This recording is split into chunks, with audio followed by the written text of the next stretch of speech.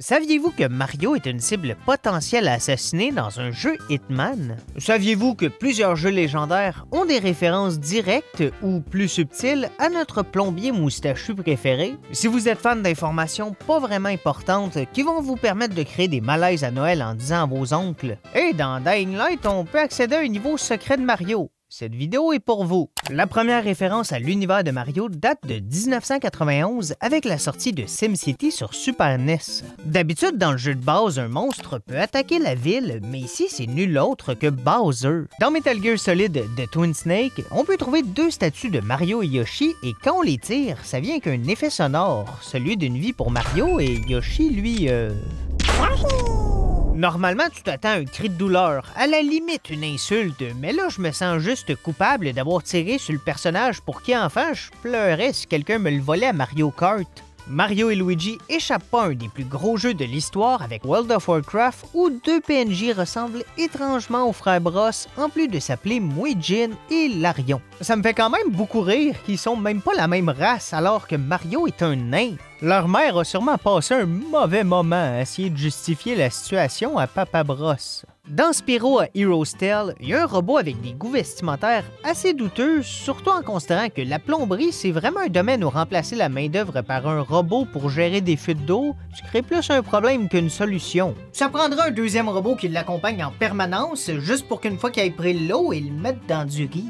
Les jeux de sport ont toujours été populaires, mais je trouve le combo Mario et vrai basketball de NBA Street V3 vraiment bizarre.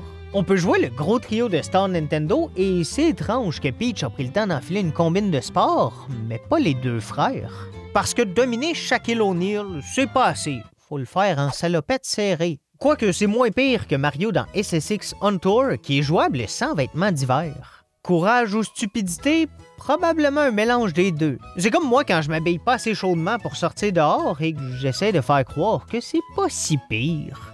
Oh merde, j'ai oublié de me mettre de la crème solaire. Astérix et Obélix XXL 2 contient beaucoup de références comme un œuf de Yoshi, une peinture de niveau classique en arrière-plan ou même des statues géantes de Peach et Donkey Kong. Mais l'élément le plus direct, c'est un ennemi qui est littéralement Mario avec le gun à eau de Sunshine. On peut l'affronter, ce qui est super cool, mais niveau voix, je suis partagé entre ils ont fait un effort pour les wouhou et qu'est-ce que c'est ça? Sinon, SimCity sur DS essaie de commencer la rédemption de Bowser en nous permettant de mettre son château au beau milieu d'une ville comme si on avait oublié son terrorisme du premier jeu. Imagine, tu marches pour aller à la boulangerie et à tous les jours, tu passes la résidence d'un tyran pyromane. J'aimerais ça manger du pain, mais en même temps, j'aimerais ça ne pas être mangé. Les Simpsons, le jeu, est basé en grande partie sur ses parodies culturelles, donc c'est pas surprenant que Mario occupe une partie importante dans un niveau et j'adore à quel point c'est assumé. On voit Mario travailler dans une usine, il y a des tuyaux pour se téléporter, on doit même affronter un gros singe qui est clairement Donkey Kong. Par contre, au lieu de sauver la belle princesse Peach, on doit libérer le succulent professeur Frink. On aurait peut-être dû le laisser entre les pattes de Donkey Kong parce qu'après notre sauvetage, il décide de rester dans le monde rétro avec sa nouvelle fiancée, une Koopa. Aussi appelée la manière légale d'avoir du sexe avec une tortue. Super Mario est tellement une franchise célèbre qu'elle est reconnaissable avec de simples trophées. Un bon exemple, c'est Mirror Edge, où on débloque le trophée « Hey, it's a me » si on tue un ennemi en le piétinant. Borderlands a un cas vraiment similaire avec un trophée qui s'appelle « Mon frère est un plombier italien » quand on pile sur un ennemi. De son côté, Assassin's Creed Brotherhood nous récompense avec un trophée nommé « Plombier » où l'image c'est un tuyau de Mario lorsqu'on trouve un tombeau caché. Parlant d'Assassin's Creed, le deuxième jeu a une des références les moins subtile de l'histoire. It's a me, Mario! C'est la réplique la plus ridicule possible. C'est notre oncle Mario et ça devient un personnage important, mais c'est impossible de le prendre au sérieux après une intro comme ça. Même à sa mort, j'étais pas émotif, j'attendais juste d'entendre. Mamma mia! Ce qui est le plus bizarre, c'est que le jeu se déroule au 15e siècle, donc c'est pas le personnage qui fait une référence à Mario, c'est juste un hasard? Ben oui, c'est comme ça que parle ce vieil aristocrate né en 1434. Tu sais, par exemple, dans Dead Stranding, est-ce que la référence à Mario est bonne? So I'm Mario and you're Princess Peach. Non, mais est-ce que c'est logique? Like Mario and Princess Peach. Non, J'ai parlé plus tôt de Borderlands et des fois on constate que certains développeurs ont grandi avec Mario parce qu'une franchise en entier est remplie de références. Pour le pré-séquel sorti en 2014, on peut entrer dans un genre de tuyau qui nous téléporte dans une zone rétro de Mario. Dans Borderlands 3, on a accès à un fusil qui tire des boules de feu comme ceux que Mario obtient avec le pouvoir d'une fleur et ça vient même avec des petits effets sonores. Finalement, pour le spin-off Tina's Wonderland de 2022, il y a des ennemis champignons qui sont légèrement plus horribles que des Goombas. Par contre, ça nous prouve que la laideur, ça rend pas plus résistant parce qu'on peut aussi les tuer en un coup si on leur saute dessus. Sinon, j'ai joué des centaines d'heures à Call of Duty Modern Warfare 2 sans jamais réaliser qu'il y avait une référence à Mario sur une map du multijoueur. Sur Estate, sous la télévision de la Maison du Haut, il y a une console avec des jeux et un d'eux est nommé Plombier italien sauveur de princesse. C'est le premier sur le dessus, donc je suis surpris de ne pas l'avoir vu, mais en même temps, j'étais trop occupé à faire ce que je faisais de mieux dans Code, exploser à coups de lance-patate. Ratchet & Clank, c'est une de mes franchises préférées, et dans A Crack in Time, un plombier refuse de plonger dans un tuyau en précisant que ça se fait pas dans le domaine de la plomberie. Are you coming?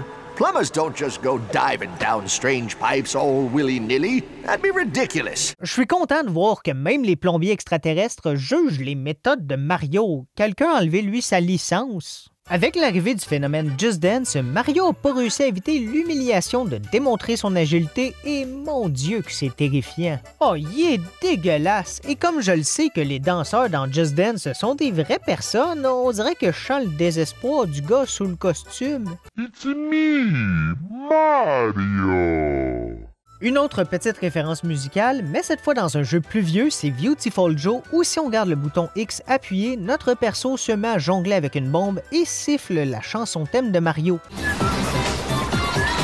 À noter que c'est exclusif à la version GameCube sortie en 2003 et ça a donc été retiré de la version PS2 de 2004. C'est assez fréquent que les clins d'œil à Mario sont des exclusivités aux consoles Nintendo et le meilleur exemple pour ça, c'est la Wii U avec 3 gros jeux. Dans Tekken Tag Tournament 2, on a accès à un mode combat de champignons, mais ce qui retient le plus mon attention, ce sont les costumes pour mettre les combattants à l'image de personnages cultes de Nintendo. Que ce soit ceux de la série Zelda, des personnages de séries moins populaires comme Captain Falcon et Fox, mais surtout nos habitants du royaume champignon, ça rajoute beaucoup de personnalité.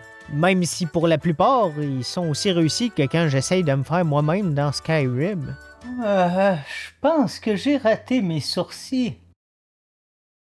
Lego City Undercover a probablement les références les plus poussées. En 2013, ça donnait presque envie de s'acheter une Wii U. J'ai dit presque. On trouve plusieurs ennemis et objets de l'univers Mario comme des bombes, des bullet bills, un tuyau qui nous téléporte, des plantes piranha, il y a vraiment de tout. Dans la map, il y a aussi 5 cubes mystères et 5 étoiles de cachet qu'on peut récupérer. Avec la musique classique d'étoiles, j'ai presque l'impression d'accomplir quelque chose de grandiose. J'ai encore dit presque. La référence la plus charmante, c'est le dry bone utilisé comme un squelette de dinosaure dans un musée. Maintenant, j'ai envie de voir un film Jurassic Park avec Mario. Tout le monde serait content, il pourrait même être joué par Chris Pratt. Sinon, le gros Cheep Cheep qui mange un requin a fait ressortir mon traumatisme d'enfance de Booba sur Mario 64 et il y a aussi une mine qui ressemble au trajet des premiers jeux Donkey Kong. I hope there isn't a giant ape at the top of this thing. Need for Speed Most Wanted You, c'est le dernier gros membre du trio d'exclusivité à la Wii U et selon moi, c'est celui qui est le moins naturel dans le jeu.